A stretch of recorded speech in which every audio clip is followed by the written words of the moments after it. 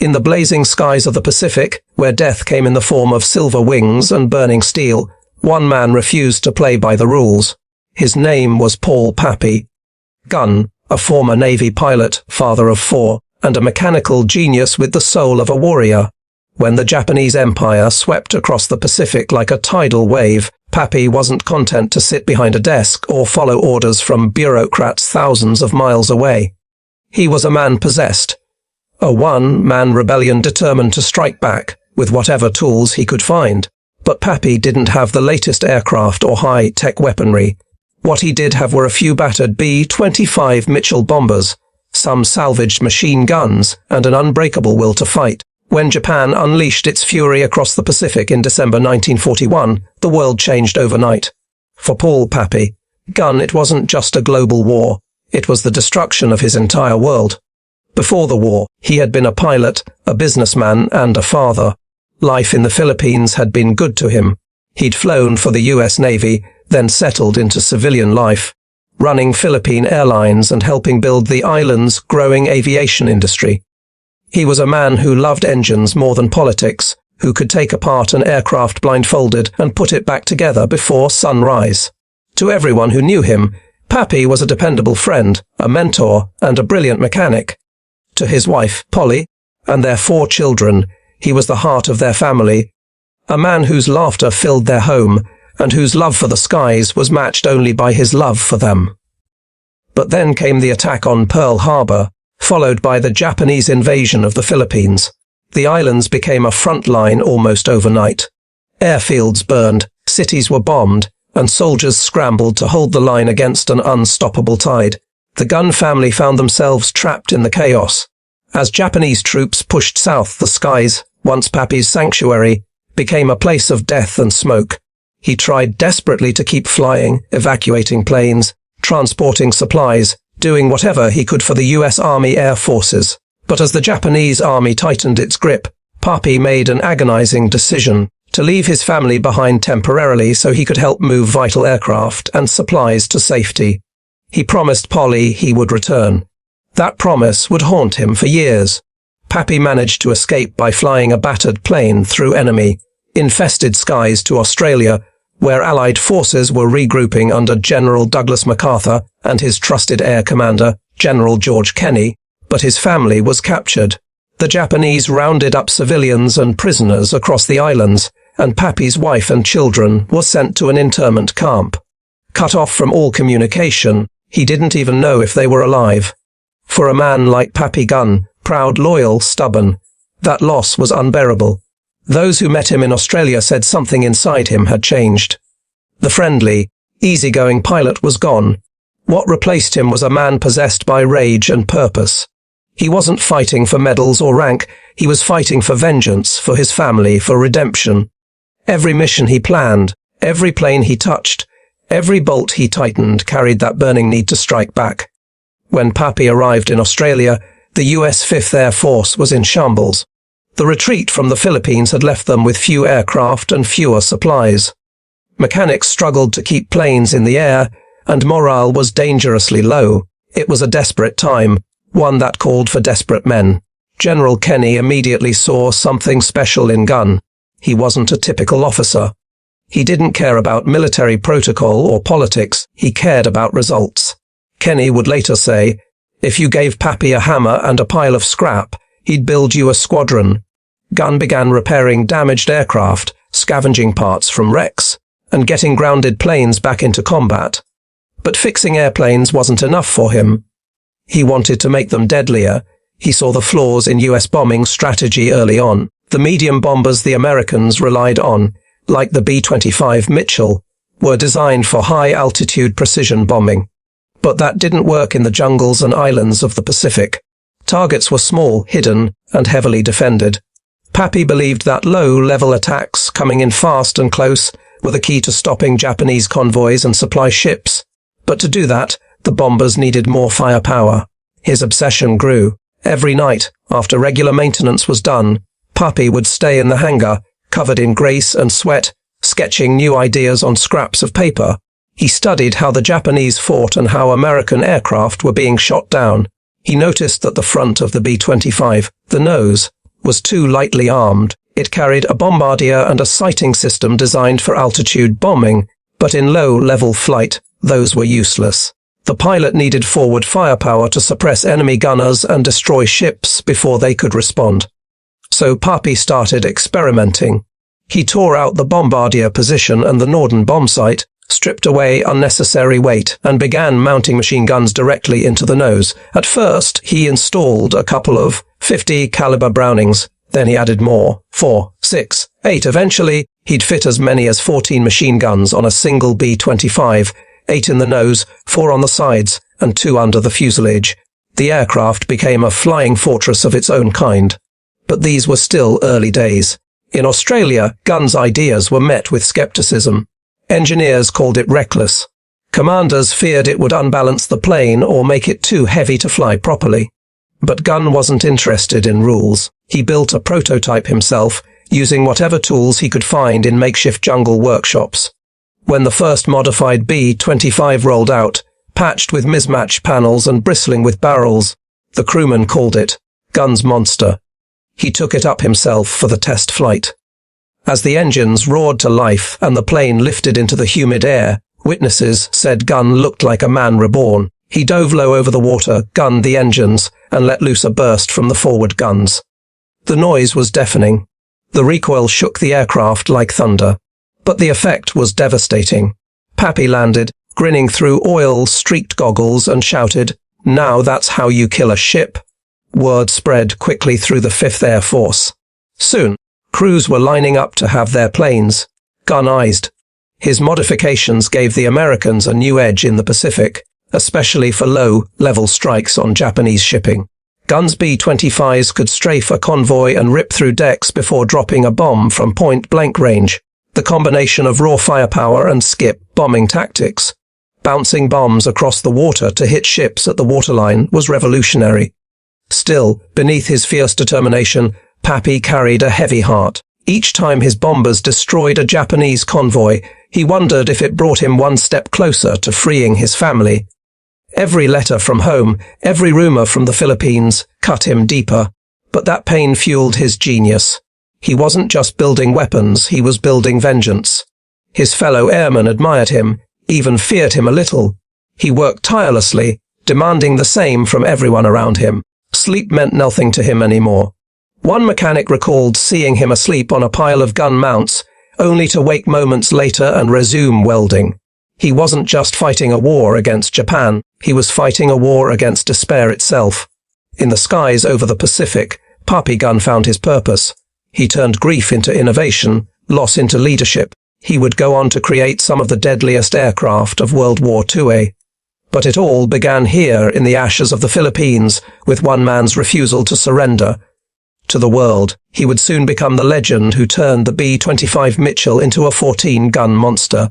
But to Pappy, it was never about fame or glory. It was about keeping a promise to return, to fight, and to make sure no one would ever again take from him what he loved most. In the blistering heat of northern Australia, far from the comforts of modern factories and supply chains, Pappy Gunn's legend began to take physical form. The US 5th Air Force was struggling to maintain its aging fleet of bombers, many of them battered remnants from the retreat out of the Philippines. They were patched together with whatever parts could be scavenged from wreckage or abandoned airstrips. Spare engines were gold. Ammunition was rationed. Yet in those makeshift hangars, nothing more than corrugated metal roofs and dirt floors. Pappy saw possibility where others saw scrap. The B-25 Mitchell was a solid aircraft, dependable but ordinary. It had been designed to carry bombs high above the battlefield, to release its payload and retreat before enemy guns could reach it. That strategy worked over Europe, where targets were large and anti-aircraft fire predictable. But in the Pacific, the war was different. Japanese supply ships moved fast, hugging the coastlines of New Guinea and the Solomon Islands. Their convoys were protected by destroyers and flak cannons, and Allied bombers attacking from altitude often missed entirely. The jungle terrain offered no easy targets. Traditional bombing wasn't just ineffective, it was suicidal. Pappy understood this intuitively. He had flown in those conditions. He knew that survival depended on surprise, aggression, and precision. The answer, he believed, was to attack low and fast, skimming the ocean at wave, top height, strafing ships before they could react, then dropping bombs from near point-blank range. But to do that, his aircraft needed more teeth. He began studying the B-25 the way an artist studies his canvas. The nose section bothered him most. It had been designed for a bombardier and a Norden bombsight, a sophisticated system that was nearly useless at low altitude. Gunn tore it out. He saw that the bomber's frame could handle more recoil than anyone thought possible. So he started to add guns. Lots of them. At first, his crew thought he was joking.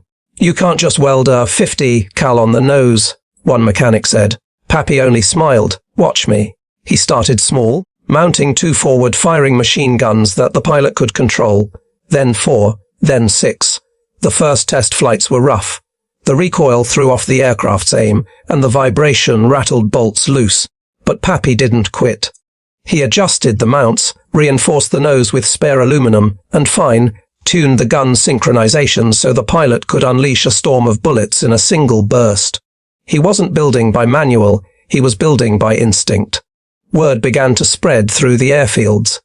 Crews would gather around as Pappy's modified Mitchell taxied out for testing.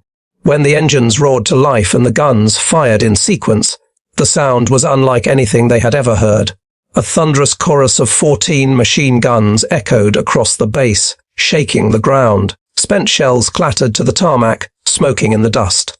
When the test run was over, pilots came running to see the results. The targets, rows of derelict trucks and barrels, had been shredded to ribbons. The gun special was born. It wasn't elegant. It wasn't even officially approved.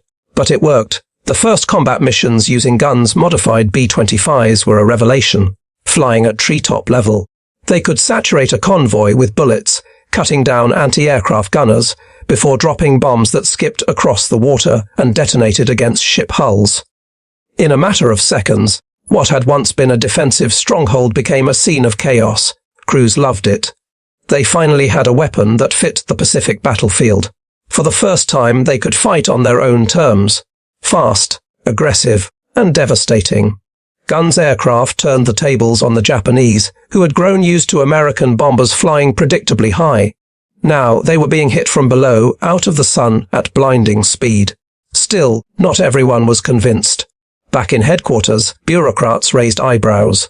Guns modifications technically violated regulations. The U.S. Army Air Forces had specific engineering standards for weight distribution, center of gravity, and fire control. Pappy had ignored all of them. General George Kenney, however, wasn't about to stop him. Kenney was a practical man. He needed results, and Gunn delivered them. "He may be breaking rules," Kenney reportedly said, "but he's breaking the enemy too." The two men formed an unlikely partnership. Kenney, the disciplined commander who saw the bigger picture, and Gunn, the maverick tinkerer who could turn impossible ideas into flying steel. Whenever a new batch of B-25s arrived from the States, Kenney would quietly divert a few to Pappy's workshop. Within days, they'd emerge transformed, sleeker, deadlier, bristling with forward firepower. The pilots who flew them became believers.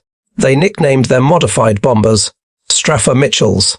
They said you could feel the power of the guns through the controls, a deep vibration that ran through your bones. One crewman recalled, "When we opened up with all those 50s, it felt like we were riding a hurricane." The noise alone could unnerve enemy troops. The sight of tracer fire ripping across the ocean at mast height was enough to make even seasoned sailors abandon their posts. But Pappy wasn't satisfied. He kept pushing the limits. Every mission brought new lessons. After one attack, a pilot reported that the forward guns overheated too quickly. Gunn went back to the hangar and rigged cooling vents. Another complained that the gun mounts caused drag. Pappy rebalanced the nose and smoothed the armor plating. His approach was constant iteration: build, test, improve, repeat. He didn't just rely on blueprints, he relied on human feedback. He spent hours talking to pilots, listening to their frustrations, sketching solutions on oil-stained notepads. His genius wasn't just mechanical, it was psychological. He understood how to make an aircraft feel like an extension of the man flying it. By late 1942, Pappy's innovations had caught the attention of top brass in Washington. Reports from the Pacific spoke of small groups of B-25s obliterating Japanese convoys with unheard of accuracy. Photos showed ships shredded by gunfire, their decks littered with wreckage. The military began officially integrating his designs into new production models, the B-25G and later the B-25H, fitted with heavy cannon and multiple machine guns. What began as one man's obsession in a jungle workshop had become official US doctrine. Yet, for all the accolades, Gunn remained the same rough, edged, restless man. He didn't care for paperwork or formalities. He'd bark orders at colonels, curse at supply officers, and stay awake for days fine, tuning gun mounts by hand. Mechanics said he was the only man who could make a plane seem alive.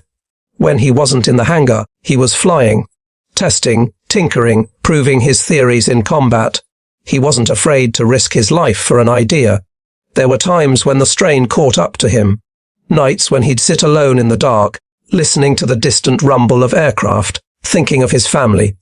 Some said they'd see him holding a photo of Polly and the kids before climbing into a plane. Others said he never spoke about them at all, as if burying the pain was the only way he could keep moving. But everyone knew that his fire came from somewhere deeper than duty. It came from loss. From a promise to strike back with everything he had left. As months passed, his workshop became a symbol of ingenuity under fire. New recruits whispered his name like a legend. That's Pappy Gunn, the guy who made bombers into battleships. He didn't think of himself that way. To him, he was just a mechanic with a mission, doing what needed to be done, but his work was reshaping air warfare across the Pacific. The B-25 Mitchell, once just another bomber, was now a fearsome gunship capable of turning entire convoys into floating infernos.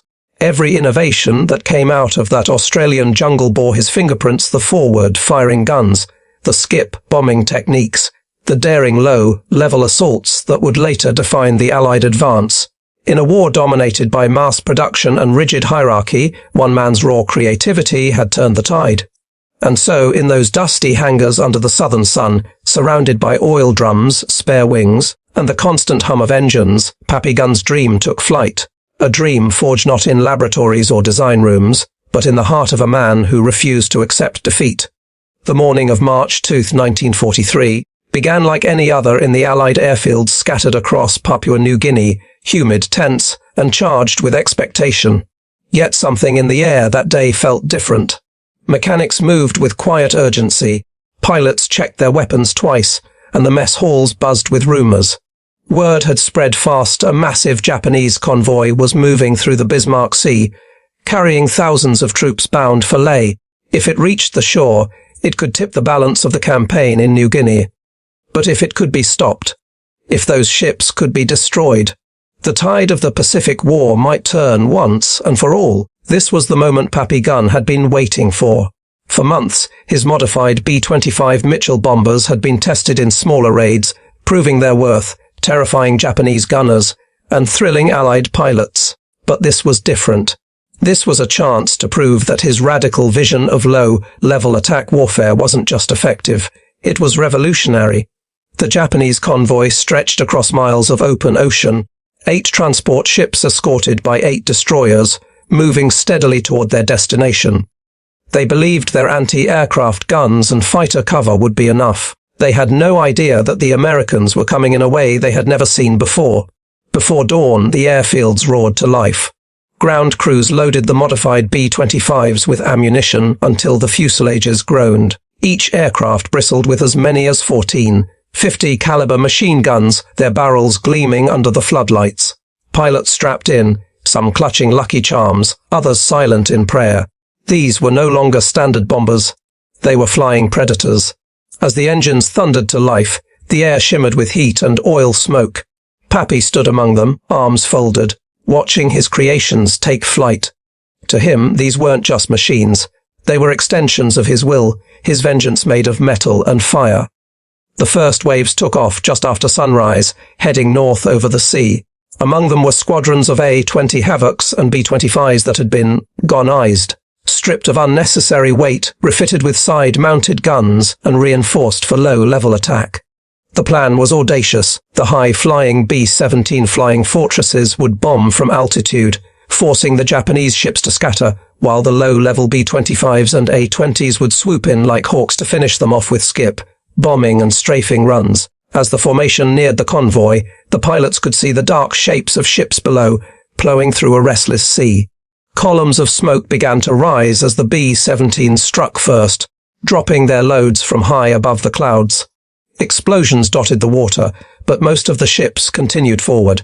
Then came the second wave, the one that would make history. The B-25s dove out of the clouds and dropped to mere feet above the ocean surface. Saltwater sprayed their windshields as they raced toward the ships at over 200 miles an hour. Japanese gunners opened fire, the air filling with tracers and black puffs of flak. The bombers weaved between the bursts, flying so low that the waves seemed to reach for their wings. One pilot later said, "If we'd gone any lower, we'd have been submarines." When they were within range, the B-25s unleashed hell. The forward guns roared in unison, a wall of lead cutting across the decks of the enemy ships. Anti-aircraft crews were shredded before they could react. Sailors dove for cover as streams of bullets ripped through steel and flesh alike. The sheer volume of firepower was staggering. Hundreds of rounds per second. Smoke and flame erupted from the convoy as the bombers screamed overhead, raking every inch of deck with relentless precision. Then came the bombs. Flying at mast height, the pilots released their payloads just above the water, letting them skip across the surface like stones before slamming into the hulls. The explosions were catastrophic. One transport ship was hit amidships. It erupted into a column of fire, breaking in two. Another ship tried to turn but caught a bomb on its stern, its deck vanishing in a flash. The sea became a graveyard of twisted metal and burning oil. For hours, wave after wave of Allied bombers struck the convoy, mixing high-level and low-level attacks in perfect coordination. Japanese destroyers fought back desperately, spewing shells in every direction, but they couldn't keep up. Their formations collapsed. Ships collided. Panic spread. Pilots described seeing men leaping into the sea, the water boiling from burning fuel. One Japanese officer later recalled the attack as a rain of steel and fire from demons who flew at the waves. The Allied airmen returned again and again, relentless. By the second day, the sea was choked with wreckage. Every transport ship was either sinking or aflame. Only a handful of Japanese vessels managed to limp away, and even those were soon hunted down by strafing runs. Out of more than 900 troops aboard the convoy, fewer than 200 would survive. The rest were lost to the fire, the sea, or the merciless barrage of Pappy Gunn's gunships. When the battle was over, the Bismarck Sea was littered with the floating remains of the Imperial Japanese Army. The once proud convoy had been annihilated. The victory was more than just tactical. It was psychological. The Japanese Navy, long considered unstoppable in the South Pacific, had been humiliated. The message was clear: the Allies had a new weapon, and it was unlike anything Japan had ever faced. For Pappy Gunn, the Battle of the Bismarck Sea was vindication. His unorthodox ideas, born from anger and desperation, had just rewritten the rulebook of aerial warfare. The combination of low-level strafing and skip bombing had proven devastatingly effective, and his gun-laden B-25s had become legends overnight. Pilots came back to base wide-eyed, shouting over each other to describe the chaos they'd unleashed. One said, "It was like mowing grass." But the grass was ships. General George Kenney knew immediately what the victory meant. He sent word back to Washington detailing the success of the new tactics and credited Pappy directly for the modifications that made it possible. The photographs taken that day, ships burning, explosions rolling across the sea, became iconic symbols of American ingenuity and audacity. For the first time in the Pacific War, Allied air power had utterly destroyed a major Japanese naval operation without the use of a single warship. In the days that followed, journalists and officers alike hailed the victory as a turning point. The Battle of the Bismarck Sea became shorthand for innovation under fire. The Japanese, meanwhile, were forced to rethink their entire strategy. Never again would they attempt a large-scale convoy through open waters without heavy air cover. Their once confident supply lines were now haunted by the image of low, flying bombers spitting fire across the waves. Pappy didn't celebrate. He didn't give speeches or pose for photographs. Instead, he went back to his hangar, stripped off his flight suit, and started sketching new modifications. Those who saw him that evening said he looked satisfied, but not content. There was always another improvement to make, another idea to test. To him, victory wasn't the end. It was proof that his vision worked, that one man's determination could change the course of a war. For the men who fought that day, the memory would never fade. They could still hear the roar of the engines, the staccato rhythm of the guns, the blinding light of explosions reflected on the sea. They had seen the future of warfare unfold before their eyes. And somewhere in the midst of it all, in a smoky workshop under the Australian sun, the man who made it possible kept working quietly, building the next monster that would carry his defiance into the skies. The Battle of the Bismarck Sea wasn't just a victory. It was a revelation. It proved that innovation, courage, and raw willpower could triumph even against overwhelming odds. And it cemented Pappy Gunn's place in history as the man who turned ordinary bombers into instruments of unstoppable destruction. Machines that shredded Japanese convoys and changed the air war forever. In the steamy, mosquito-filled jungles of northern Australia and New Guinea, far from the great industrial centres of America, Paul Pappy Gunn built his miracles from ruins. The 5th Air Force didn't have luxury. They didn't have modern workshops or assembly lines. What they had were damaged planes, scavenged parts, and a handful of men who believed that if Pappy said something could fly, it would. His workshop looked nothing like a military facility. It was chaos in motion, piles of scrap metal, propellers leaning against palm trees, oil drums for tables, and sparks from welding torches lighting up the night. But in that chaos, genius thrived. Every day began before sunrise. The air hung thick with humidity, and the ground squelched under the weight of mechanics' boots. By 7 a.m., the first engines were already whining in the distance. Pappy would appear, his coveralls stained with oil, his cap pulled low, chewing on a cigar that had long since gone out. He barked orders like a man conducting an orchestra of machinery and men. Everyone in his unit knew better than to question him. He was demanding, obsessive, and often abrasive. But he was right. His intuition for machinery bordered on supernatural. Supplies were almost impossible to come by. Shipping routes were stretched thin, and Japanese raids constantly disrupted logistics. Replacement parts arrived months late, if at all. When a plane went down, its remains became treasure. Guns men scavenged everything: machine guns, wiring, fuel lines, sheet metal. Nothing went to waste. Pappy's motto was simple: if it's metal, it flies. And somehow, under his command, it did. Visitors who came to his iron circus, as the pilots called it, were astonished at what they saw. Mechanics working shirtless under floodlights, cutting apart bombers with torches, welding guns directly onto fuselages. A B-25 would roll in riddled with bullet holes and missing panels. A week later, it would roll out bristling with new weapons and armor. Each aircraft bore the fingerprints of improvisation. Extra gun ports cut by hand, barrels jutting at odd angles, armor plating bolted on from whatever scraps they could find. Yet for all its roughness, Pappy's work was precise where it mattered most. He could balance the weight of a new gun system by instinct, without needing drawings or calculations. When engineers in Washington doubted his modifications, Kenney would send them photographs, and the results spoke for themselves. The gun specials flew harder, hit faster, and survived longer than anyone thought possible. He taught his men to think like he did, to see the potential in broken things. If a part didn't fit, they'd cut it until it did. If a gun mount was too heavy, they'd carve a lighter one out of spare aluminum. Improvisation became a creed. He encouraged ideas from everyone, from green mechanics to seasoned pilots. Sometimes he'd stand over a workbench, tools in hand, listening as a sergeant explained an idea for mounting a gun in a new position.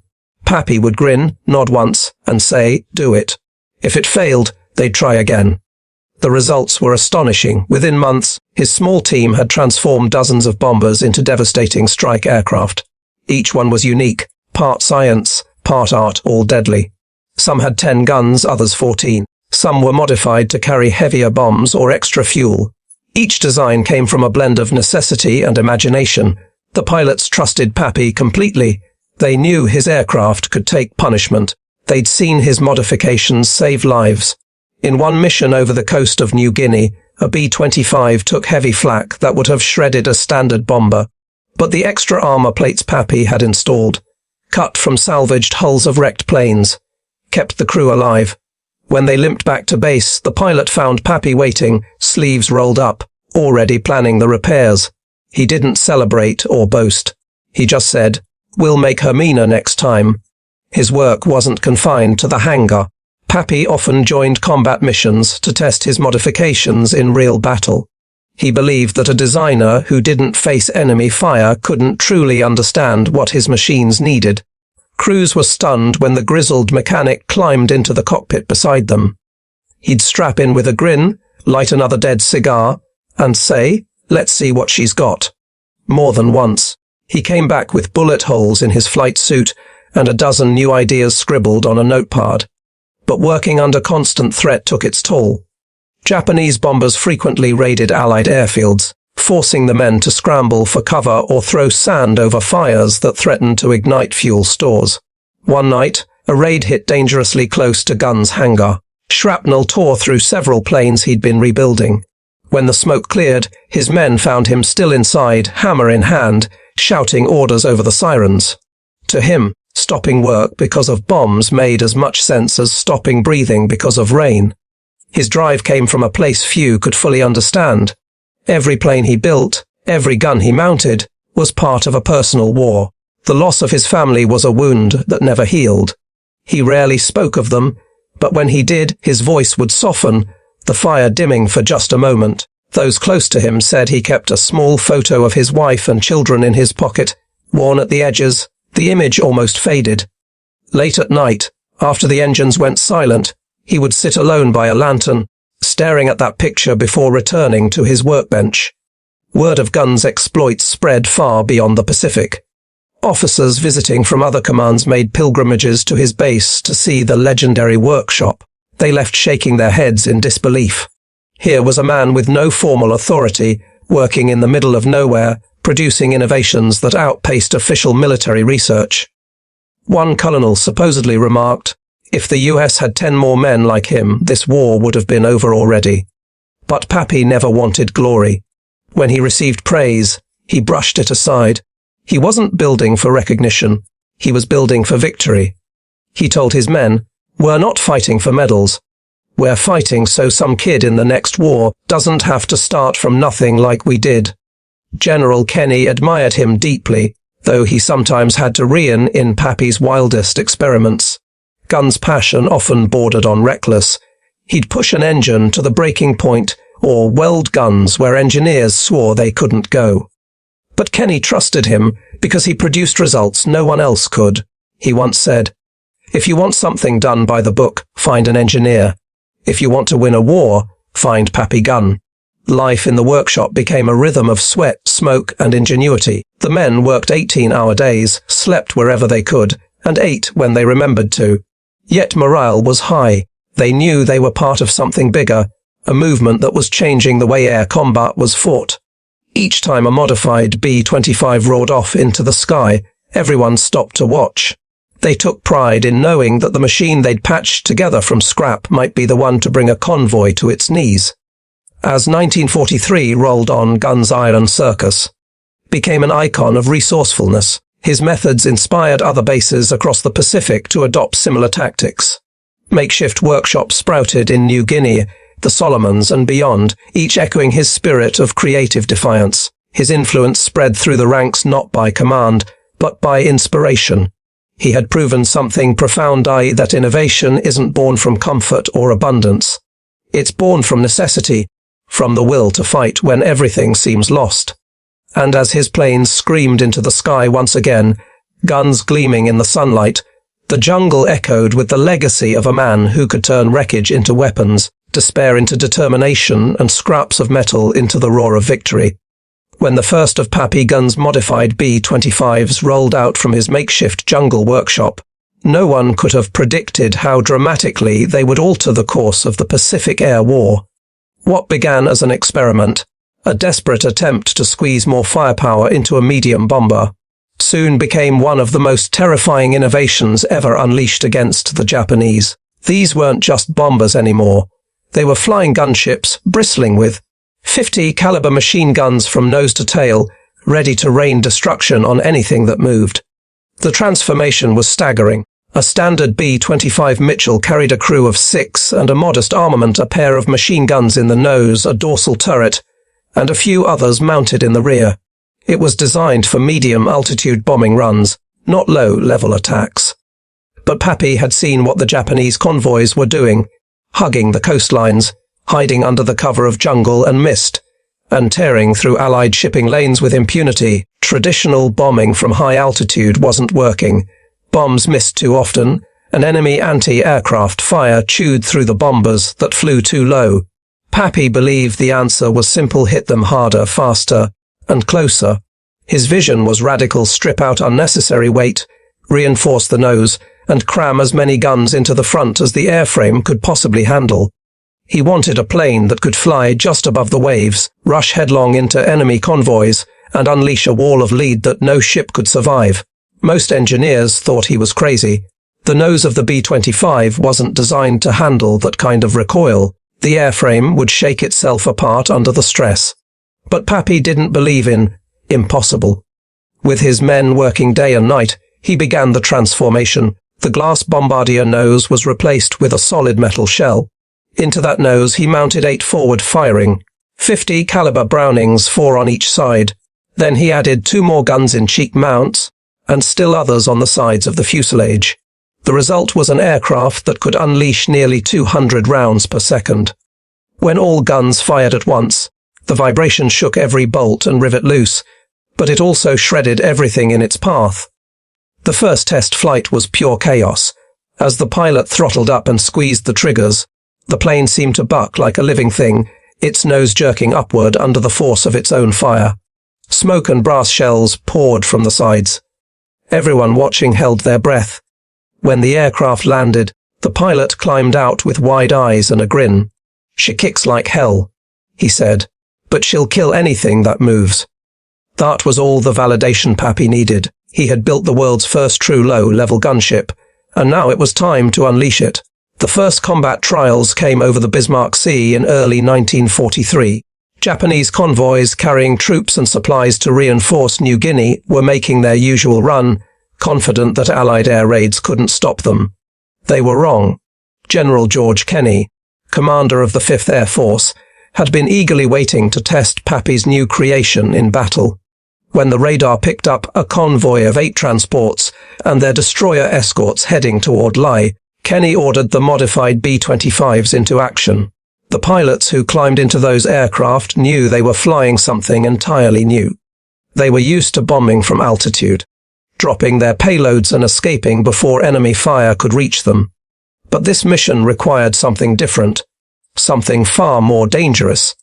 They would be flying at treetop height, straight into the teeth of anti-aircraft guns, strafing ships until they sank or exploded.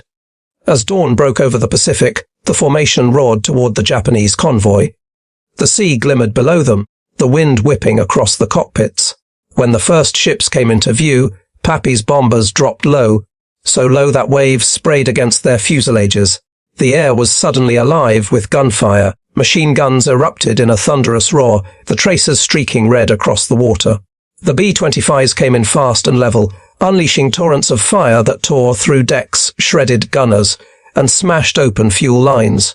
Japanese sailors barely had time to react before their ships were engulfed in flames. Then, in a maneuver pioneered by Pappy himself, the bombers released their payloads in what became known as skip bombing, hurling bombs that literally bounced across the surface of the sea into the sides of enemy vessels. The results were catastrophic. One transport exploded in a fireball. Another was left dead in the water, its decks covered in wreckage. It was a massacre. In less than 2 days, the Japanese convoy was annihilated. Every transport and several destroyers were sunk. Thousands of enemy troops destined for the front lines went down with their ships. The victory stunned Allied commanders. Never before had medium bombers inflicted such devastation on a naval force. The secret was the combination of speed, precision, and overwhelming firepower, the very qualities Pappy had built into his planes. News of the battle spread quickly through the Pacific. Airmen everywhere began clamoring for guns B-25s. Even the skeptics back in Washington could no longer dismiss his work as reckless tinkering. His design had revolutionized air combat. What he had created wasn't just a new plane, it was a new doctrine. Low-level strafing and skip bombing became the backbone of Allied attacks in the South Pacific. The Japanese would never again move convoys freely under the daylight sky. For the men who flew them, those missions were unforgettable. They described the experience as riding a thunderstorm, adrenaline, fear, and triumph colliding all at once. The roar of the engines mixed with the relentless staccato of machine guns. The heat from the gun barrels was so intense that the air inside the cockpit shimmered. When the missions ended, the pilots often returned with shell holes in their wings, shattered glass in their gauges, and sweat soaking through their flight suits. But their voices carried the same pride when they landed early. Pappy's plane brought us home. The Gunn himself didn't take part in the Bismarck Sea battle, but he followed every detail of it. When he heard the reports of success, he didn't cheer. Instead, he quietly walked into his workshop, looked at one of the B-25s awaiting repair, and said to his men, "Let's make her even meaner." He immediately began improving the design, refining gun placements, reinforcing armor, adding more efficient firing controls. He never saw his work as finished. Every victory was simply proof that he could push further. The success of his modifications transformed the morale of the 5th Air Force. Pilots who once dreaded flying under equipped bombers now had faith in their machines. They knew they had the tools to fight back and win. In an era when the Japanese Zero still ruled the skies, that confidence meant everything. Historians would later call the Battle of the Bismarck Sea one of the most decisive air victories of World War II, and much of its success was owed to Pappy Gunn's ingenuity. His gun-nosed B-25s became the terror of the Pacific, earning nicknames like the Flying Porcupine and the Convoy Killer. Japanese convoys began traveling only at night or under heavy cloud cover, but even then, the shadow of those roaring Mitchells haunted them. For Pappy, it wasn't about fame. It was about vengeance, justice, and protecting the men who fought beside him. Each plane that returned safely was a quiet victory for the family he had lost. And each time another Japanese ship went up in flames, it felt like balance was being restored to a world that had taken everything from him. As his modified bombers continued to dominate the Pacific skies, one truth became clear: Paul Pappy Gunn had changed the very nature of aerial warfare. Through sheer will and brilliance, he had taken a standard American bomber and turned it into a weapon of myth. One that not only shredded Japanese convoys, but also gave the Allied forces a new sense of power, purpose, and hope. And in the roaring echoes of those 50 caliber guns, you could hear the sound of a man who refused to let loss define him, only victory. The war raged on, but the tide was turning. By 1944, the once invincible Japanese forces were retreating across the Pacific, their convoys shattered, their airfields burning. Much of that shift owed itself to innovations that had begun not in high-tech laboratories or grand factories, but in the sweaty, makeshift workshop of one relentless man, Paul Pappy Gunn. His modified B-25s had become a legend, their roar a harbinger of death to enemy ships. Yet for Pappy himself, the battle was far from over. He wasn't finished pushing limits. He never would be. As the Allied advance swept through the Philippines, Pappy's homeland came back into view. For him, this was personal. The Philippines wasn't just another battleground. It was where his heart still lived, buried in the ruins of the life he'd lost. When Japan invaded in 1942, his wife and 4 children were trapped there. For years, rumors had filtered through, stories of internment camps, whispers that they might still be alive. Every mission, every modification, every sleepless night at his workbench had carried that silent question: were they still out there? When American forces prepared to retake the islands, Pappy made it his mission to go back. Officially, he was still the genius engineer and pilot serving under General Kenney's 5th Air Force. Unofficially, he was a man driven by grief and hope in equal measure. He volunteered for dangerous reconnaissance flights over the islands, skimming the jungle canopy, searching for signs of movement, of camps, of anything. His fellow pilots knew he wasn't just scouting for the military. He was searching for ghosts. By then, the B-25s had evolved even further under his direction. They now carried a 75mm cannon in the nose, an absurd addition that most had thought impossible until Pappy made it work. The gun gave them the power to blast through Japanese shipping, airfields, and fortifications with devastating accuracy. He'd transformed a medium bomber into a flying artillery piece. Pilots joked that Pappy could probably strap a battleship's guns onto a bicycle if he wanted to, but behind the humour, everyone saw the exhaustion creeping into him. Years of non-stop work had worn him down. The endless stream of missions, the constant tinkering, the burden of command, it all showed in his lined face and hollow eyes, yet he refused to slow down. When Kenney suggested he take leave, he simply said, "When we win." He was on the front lines again when the liberation of the Philippines began in late 1944. American troops stormed the beaches of Leyte, and the skies above thundered with Pappy's planes. As bombs fell and gunfire lit the horizon, Pappy flew among them, not as a commander behind a desk, but as a pilot steering his B-25 into danger leading from the front. He'd always believed that a man who sends others into fire should be willing to walk through it himself. It was during this campaign that Pappy finally learned the fate of his family. After 2 years of uncertainty, word reached him through captured Japanese documents and surviving witnesses. His wife and children had been imprisoned in a camp near Manila. Conditions were brutal. Starvation, disease, and cruelty had taken their toll. When American forces finally reached the area, they confirmed what Pappy had feared most. They hadn't survived the occupation. For days, he said nothing. Those who knew him well noticed he stopped talking, stopped joking, stopped sleeping. He spent hours alone by the airstrip, staring out toward the sea. Then, without warning, he threw himself even deeper into work. His grief became a kind of fuel. If he couldn't bring his family back, he would make damn sure their deaths weren't in vain. Every mission he flew, every gun he mounted, every plane he repaired. It was all part of his unspoken revenge. By early 1945, Pappy had become something of a myth within the 5th Air Force. New recruits whispered stories about him, how he could fly through storms that grounded everyone else, how he could fix a bullet-riddled engine with nothing but wire and grit, how his planes never failed. To them, he was equal parts engineer, warrior, and legend. And yet, for all his fame, Pappy remained the same unpretentious, chain-smoking, grease-covered tinkerer who hated bureaucracy and preferred working with his men in the dirt. Generals and politicians tried to decorate him with medals and titles, but he often refused to attend ceremonies. He once said, "I didn't build those planes for medals. I built them so our boys could come home." In one of his final missions, he flew a heavily modified B-25 on a dangerous low-level attack against a Japanese supply base.